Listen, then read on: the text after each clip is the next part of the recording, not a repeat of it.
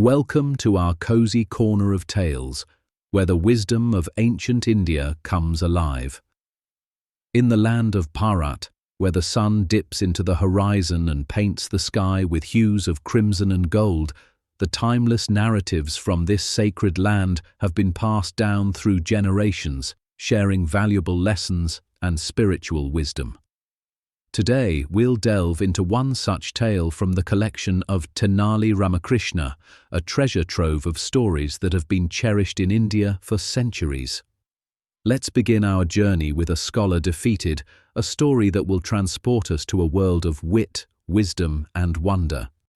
A Scholar Defeated. Sri Krishnadevaraya, the Emperor of Vijayanagara, was famous for his hospitality. He earned a name as he patronized arts and facilitated the artists. He always treated scholars with great respect. One day, the king had a conversation with his Prime Minister Appaji. Appaji, did you know that a renowned scholar from Orissa is coming to our kingdom? It seems he has defeated many scholars from northern and southern regions in debates and is eyeing our scholars now. Yes, Your Majesty. We heard a lot of great things regarding the scholar. He is knowledgeable and experienced. We too have great scholars in our kingdom. Let us wait and watch. Appaji said as he tried to comfort the king. The king summoned all the scholars to his court and said, You might have heard about the scholar from Orissa who is visiting us. He is going to challenge us, so we have to be prepared and be thorough with all the stories and scriptures. Didn't Ramakrishna come? He asked. I have sent a word to him, Your Majesty. His pet cat has given birth to kittens. He told the guards that he cannot attend the meeting as he has to feed them, said the Prime Minister. The king was surprised as well as angry. The next day, the scholar from Orissa came to the royal court of Vijayanagara. Greetings to all the elders in the court. I have heard a great deal about the scholars of Vijayanagara and wanted to see their talent with my eyes. I sincerely hope what I heard is true, and I believe that you will live up to your reputation and face the challenge posed by me, he said. He cleared his throat and recited a poem with ease. Can anyone among you tell me the meaning of this poem? He asked. Everyone had blank looks on their faces. Can anyone at least tell me from which scripture this poem is taken and who is the author? He asked. The king looked at his scholars hopefully, but no one seemed to know the answer. Appaji, where is Ramakrishna? He asked his court scholars. He is yet to come, Your Majesty. Appaji replied. Is he aware of the challenge? The king asked. The scholar from Orissa sat peacefully in his place.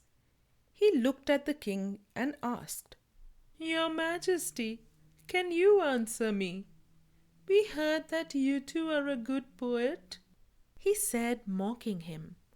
No one in the court liked the arrogance of the scholar. Please give me an hour's time, requested the king. He adjourned the court for an hour and summoned the scholars to his chamber. We have to defy that scholar, he said. Your Majesty, we don't know the answer as we have never heard the poem, said the scholars. The king was disappointed and thought that the glorious Vijayanagara culture was at stake. Just then, the guards came in with Ramakrishna. Ramakrishna, how can you sit peacefully at home when we are in such a dilemma? The king asked angrily. We have such renowned scholars in our court. When they do not know the answer, how would I know? Asked Ramakrishna humbly. Do we have to accept defeat? asked the king. Your Majesty, we might not win, but I will see to it that we are not defeated either, said Ramakrishna. Ramakrishna, I do not understand what you are saying, but please do something to save our reputation, requested the king.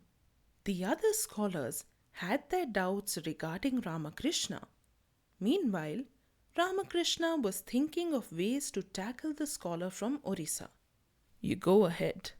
I'll be a little late to the court, he told the others. In the court, the scholar from Orissa asked, Did you find an answer to my question? When no one answered, he continued, Should I assume that there are no good scholars in this court? What's the hurry? Please wait, said Ramakrishna as he entered the court. The king heaved a sigh of relief when he saw Ramakrishna, and the people seated in the court applauded.